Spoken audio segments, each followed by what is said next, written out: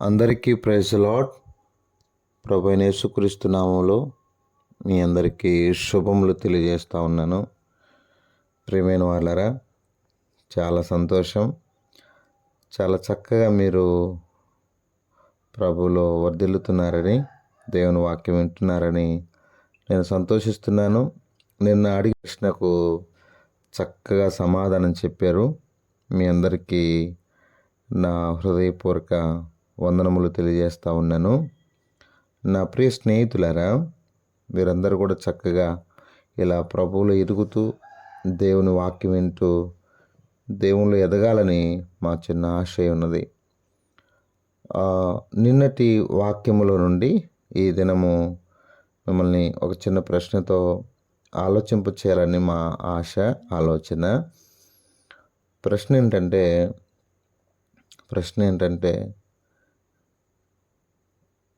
యాకోబుకు దేవుడు ఎక్కడ ప్రత్యక్షమై ఆశీర్వదించాడు? యాకోబును దేవుడు ప్రత్యక్షమై ఎక్కడ ఆశీర్వదించెను? మీరు మీ సమాధానాలు కామెంట్లో తెలియచేయండి. మీ సమాధానాలు, ఎందుకంటే మనకు తెలియాలి, వాక్యం తెలియాలి. ఓకేనా? రండి సమయంలో సామెతల గ్రంథం 16వ అధ్యాయం 3వ వచనాన్ని నేను చదువుతున్నాను.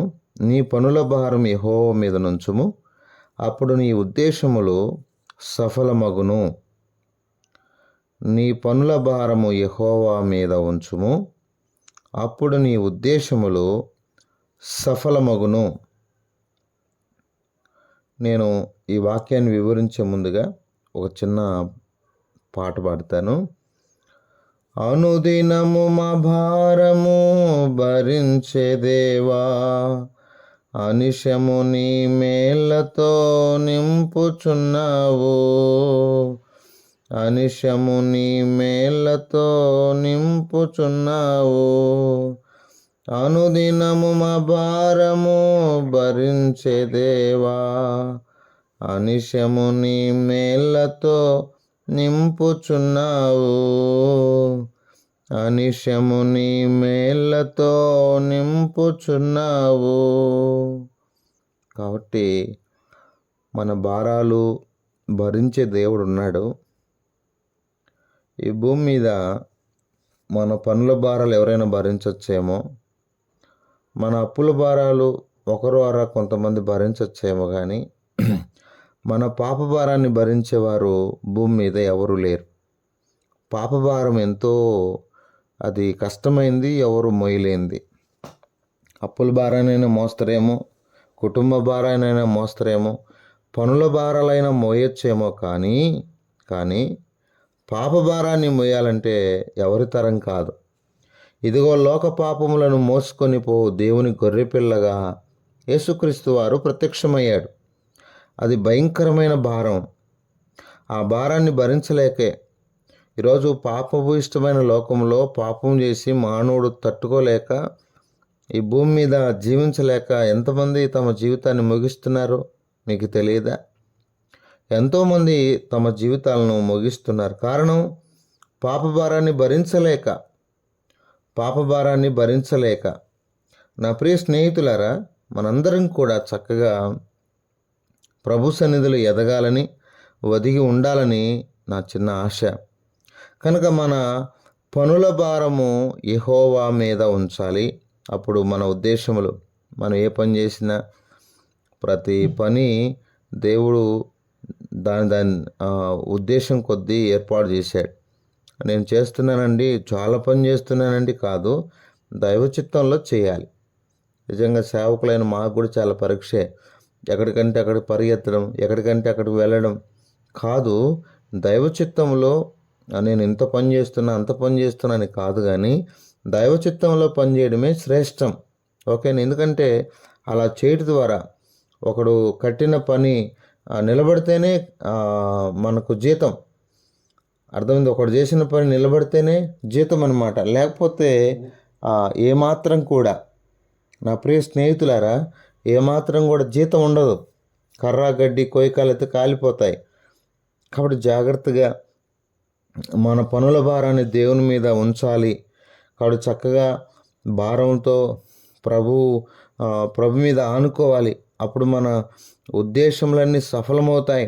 ఆదికాండం 24:56లో తన ప్రయాణం దేవుడు సఫలం చేశాడు. ఎలియాజరు ప్రయాణం దేవుడు సఫలం చేశాడు. తను వెళ్తున్న పని చాలా శ్రేష్టమైంది. దేవుడే ఆ పనిని దీవించాడు. ఆ పనిలో దేవుడు సాయం చేశాడు. ఆదికాండం 39:3లో తర్వాత 23వ వచనంలో కూడా అతడు చేయనిది దేవుడు వర్ధిల్ల చేశాడు. దేవుడు ఆశీర్వాదకరంగా చేశాడు. దేవుడు దీవించాడు, సఫలం చేశాడు. కనుక నా ప్రియ స్నేహితులారా, మనం చేసే ప్రతి పనిలో కూడా దేవుని కటాక్షం, దేవుని కృప, దేవుని తోడు, దేవుని భద్రత, దేవుడు మన పక్షమున ఉండటం ముఖ్యం. అర్థమైందా? యెషయా గ్రంథం 26వ అధ్యాయం 12వ వచనంలో, యెహోవా, నీవు మాకు సమాధానము స్థిరపరచుదువు, నిజముగా నీవు మా పక్షమున నుండి మా పనులన్నిటినీ సఫలపరచుదువు.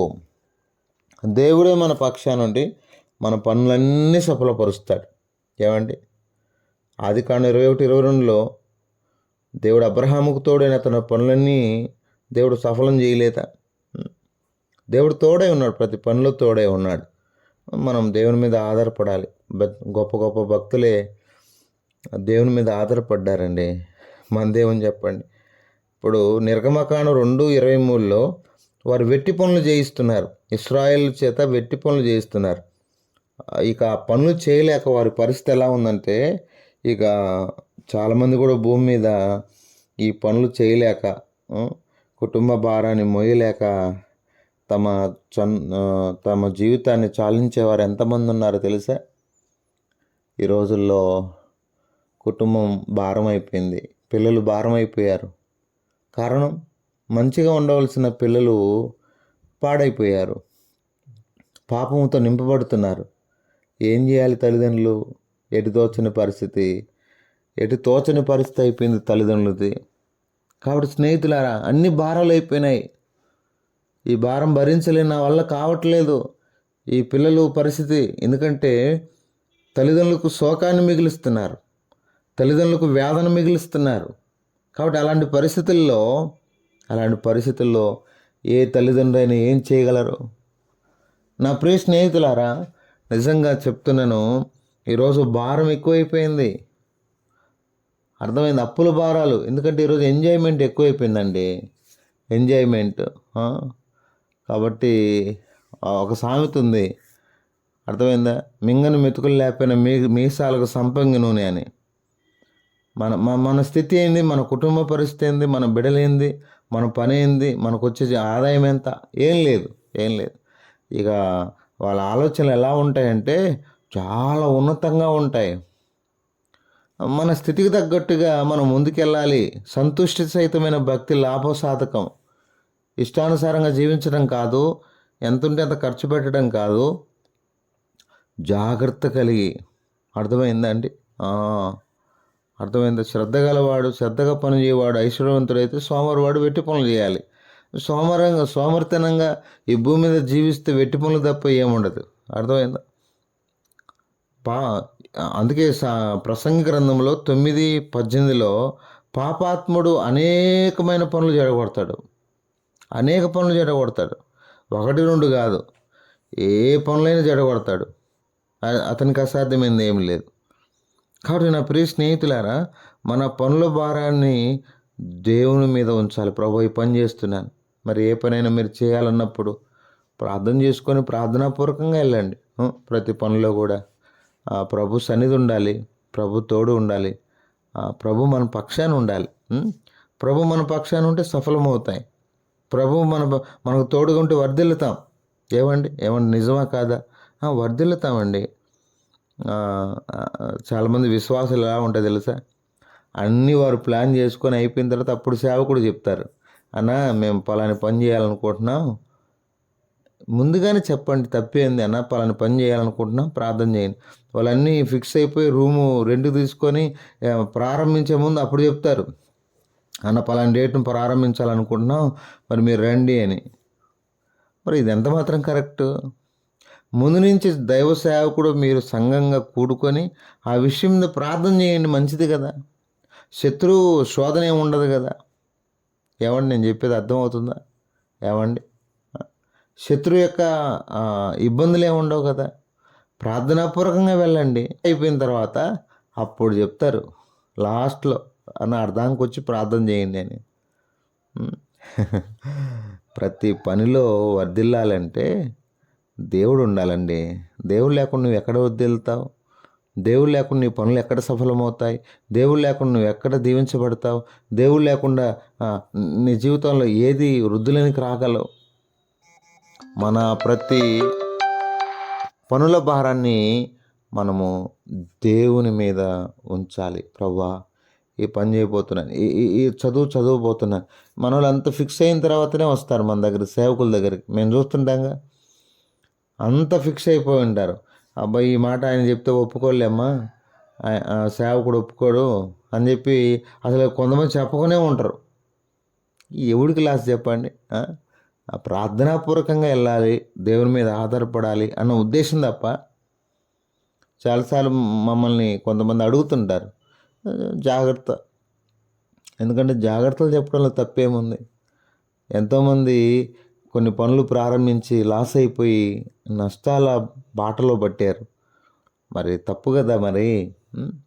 మరి జాగ్రత్తగా ఆలోచన లేకుండా వెళ్ళడం, వాళ్ళు అక్కడ నుంచి బయటికి రాలేకపోవడం, అప్పుల ఊబిలో చిక్కుని పోవడం. ఈరోజు ఎంతమంది అప్పుల ఊబిలో చిక్కుపోయారు తెలియదా? కొంతమంది అయితే నా చెవికి వచ్చిన కొన్ని కోట్ల రూపాయలు. మరి వాళ్ళు ఎలా రావాలి బయటికి? వాళ్ళు ఏ సోర్స్తో బయటికి రావాలి? ఆ కుటుంబ పరిస్థితి ఏంటి? పనికిమాలిన ఆలోచనలు తీసుకోకూడదు. ఏది పడితే అది వేసిన రాయికల్లా వెళ్ళకూడదు. జాగ్రత్తగా ఆలోచించాలి. స్నేహితులారా, పెద్దలారా, మనం ఏ పని చేసినా మనం ప్రభు మీద ఆధారపడకుండా చేస్తే నష్టపోతాం. ప్రభు మీద ఆధారపడదాం అందరం కూడా.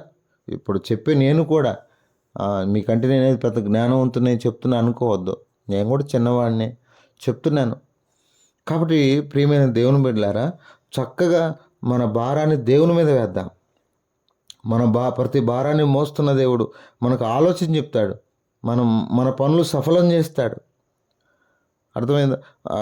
ఈ పని చెప్తే సేవకుడు ఒప్పుకోడు, ఇది మంచిది అని ముందుగా డిసైడ్ అయిపోతాడు. దేవునికి నచ్చని పని ఎందుకు చేస్తావు? దేవునికి నచ్చని పని చేయాల్సిన అవసరం ఏముంది? ఏది ₹1,00,000 వస్తుందనా, 2 లక్షలు వస్తాయనా, లేకపోతే 3 లక్షలు వస్తాయనా, లేకపోతే ₹1,00,00,000 వస్తుందనా? ఎందుకండి అది? దేవునికి నచ్చనిది. బిలాము తప్పుత్రోవను వెళ్ళిపోయాడు. అర్థమైందా? ఆశించాడు. అర్థమైందా? బహుమానాన్ని ఆశించాడట అక్రమముగా. ఏమైనాడు? చివరికి ఖడ్గంతో చంపబడ్డాడు. అవసరం లేదండి, నీతితో కూడిన కొంచెం చాలు. అక్రమమైన మార్గంలో వెళ్ళి, ఒకసారి మీకు చెప్పాలి, నేను టీ షాప్కి వెళ్ళాను. మా అల్లుడు టీ షాప్ పెట్టాడు. ఆడిపోతే నేను చూశాను, అయ్యో సిగరెట్లు అమ్ముతున్నాడు. ఏందిరా ఇది, మనకు తగదు కదా అని చెప్పాను నేను. వెంటనే వాడన్న మాట ఏంటంటే, మామ మరి ఈ సిగరెట్లు ఇవి పెట్టకపోతే టీ జరగట్లేదు, బిజినెస్ లేదు అన్నాడు. జాన్సన్, ఇది కరెక్ట్ కాదు. ప్రభు మనకిచ్చిందే చాలు. ప్రభు ఇచ్చిందే చాలు. ఈ భూమి మీద మనం ఎక్కువ ఆశించాల్సిన అవసరము లేదు. ప్రభు మనకిచ్చిందే చాలు. నిజంగా అబ్బాయి పూర్తిగా తీసేశాడు. నేను ఇంటికి వచ్చేసాను. పూర్తిగా తనకు కూడా మనసు లేదు, ఎందుకో పెట్టాలి అట్లా పెట్టాడు, తర్వాత తీసేశాడు. ఎందుకు చెప్తున్నానంటే, నా ప్రియ స్నేహితులు, మనకు ఇంత ఆదాయం వస్తుంది, ఆదాయం కోసం కాదు మనం పనిచేసేది భూమి మీద, దేవుని మహిమ కొరకు పనిచేయాలి. మార్త అనేకమైన పనుల భారం కలిగి అవసరమైన దాన్ని వదిలిపెట్టింది. అవసరమైన దాన్ని వదిలిపెడితే ఎట్లా? ఏమండి, లూకాసు వార్త 10:41లో అనేకమైన పనుల మీద విచారం కలిగి ఉంది, కానీ అవసరమైంది ఒకటి, దేవుని వాక్యం. దాన్ని పక్కన పెట్టి నువ్వు ఎంత చేస్తే లాభం? ఎవడికి కావాలి ధనం? ఏమండి, దేవుని వదిలిపెట్టి, అవసరమైన దాన్ని వదిలిపెట్టి అనవసరమైన వాటి కొరకు ఎంత టైం వెచ్చిస్తామో, ఎంత సమయాన్ని వెచ్చిస్తామో, ఎంత కాలయాపన చేస్తామో జాగ్రత్త పడదాం. మన ప్రతి పనుల భారాన్ని దేవునికి అప్పగిద్దాం.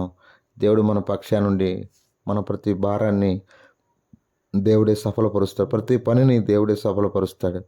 అట్లు ప్రభు మనకు సహాయం చేయను గాక. ప్రార్థన చేసుకుందాం. పరిశుద్ధుడైన తండ్రి, నీతి స్వరూపుడా, మీకు స్తోత్రాలు. మీరు చూపిన ఈ కృపంతటి బట్టి స్తుతిస్తూ మా ప్రియుల కుటుంబాల మీద దీవించండి. నాయన ప్రతి పనుల భారాన్ని దీవించవలసిందిగా ప్రార్థన చేస్తున్నాను. నాయన మీరు ఈ భూమి మీద మా కొరకై ఆయన మా పాప భారాన్ని భరించారు. ఎవరు భరించలేదు తండ్రి. కాబట్టి ఈ భూమి మీద మా ప్రతి భారాన్ని ఆయన సఫలపరుస్తున్నందుకై స్తోత్రాలు. మా పనుల భారాన్ని కూడా తండ్రి నువ్వు కనికరిస్తున్నందుకై స్తోత్రాలు. నేను ఘనపరుస్తున్నా నాయన. ఎవరు ఏ సమస్యలో ఏ ఇబ్బందుల్లో ఉన్నారు తండ్రి, నువ్వు ఎరిగిన దేవుడు తండ్రి. నాయన నువ్వు కృప చూపండి, సహాయం చేయవలసిందిగా ప్రార్థన చేస్తున్నాను. ఈ సమయం అంతట్లో నాయన నిజంగా నీ పనుల భారం యెహోవా మీద నుంచుము, అప్పుడు ఆయన నీ ఉద్దేశంలో సఫలమగును. అవును తండ్రి, మా ఉద్దేశంలో సఫలం చేయమని ప్రార్థన చేస్తున్నా.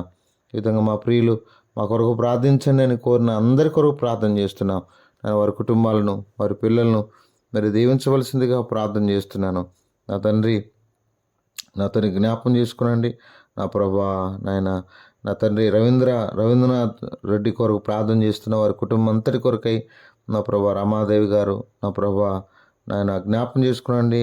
శివకృష్ణారెడ్డి నా ప్రభా నాయన జ్ఞాపకం చేసుకునండి. నా తండ్రి అంత మాత్రమే కాదు తండ్రి, మా ప్రియులు అందరి కొరకై నాయన ప్రార్థన చేస్తున్న బిడ్డలు దీవించండి. అంత మాత్రమే కాదు ప్రభా, నాన్సీ ఎగ్జామ్ శుక్రవారం ఉంటుండగా చక్కగా ఎగ్జామ్ రాయటం కూడా కావాల్సిన కృపను దయచేయండి. సోదరి సుజాత గారి ఆరోగ్యం కొరకు ప్రార్థన చేస్తున్నాం. నా తండ్రి, నా ప్రభా ఇంకా మా ప్రియులందరి కొరకై మీ సన్నిధిలో వేడుకుంటున్నాం. నాయన జయమ్మ గారు తన 2 కుమారులు వారి కుటుంబాల కొరకు ప్రార్థన చేస్తున్నాం. వారి భవిష్యత్తు కొరకు ప్రార్థన చేస్తున్నాం. అయ్యా మీకు ఎంతో వందనాలు, సాయం చేయండి. సోదరి అమూల్య గారు నా ప్రభా వారి సంఘం కొరకై నాయన ఎల్షద్దాయ్ ప్రార్థనా మందిరం కొరకు ప్రార్థన చేస్తున్నాం. మీరు కనికరించండి, కృప చూపండి. దయగల తండ్రి, నా తండ్రి సహాయం చేయండి ప్రభువా. ఈ విధంగా జాన్సన్ గారి క్షేమం కొరకు ప్రార్థన చేస్తున్నా. మీరు కనికరించండి, సహాయం చేయండి. చెల్లి షారా కుటుంబం కొరకు ప్రార్థన చేస్తున్నాం. అయ్యా మీరే కృప చూపండి, సహాయం చేయండి. ఈ విధంగా మా ప్రియ బిడ్డలందరి కొరకై మా కొరకు ప్రార్థించమని కోరిన అందరి కొరకు ప్రార్థన చేస్తున్నాం ప్రభువా. మీరే కృప చూపండి. అద్భుతములు చేయవాడు, ఆశ్చర్య కార్యములు చేయవాడు కనుక మీకు ఎంతో వందనములు తెలియజేస్తున్నాం ప్రభు. సహాయించండి. ఈ విధంగా మీ దయను కృపను కోరుతూ, మీ సహాయాన్ని కోరుతూ యేసు పరిశుద్ధ నామంలో ప్రార్థన చేసి అడిగి వేడుకొంచున్నాం తండ్రి. ఆమెన్.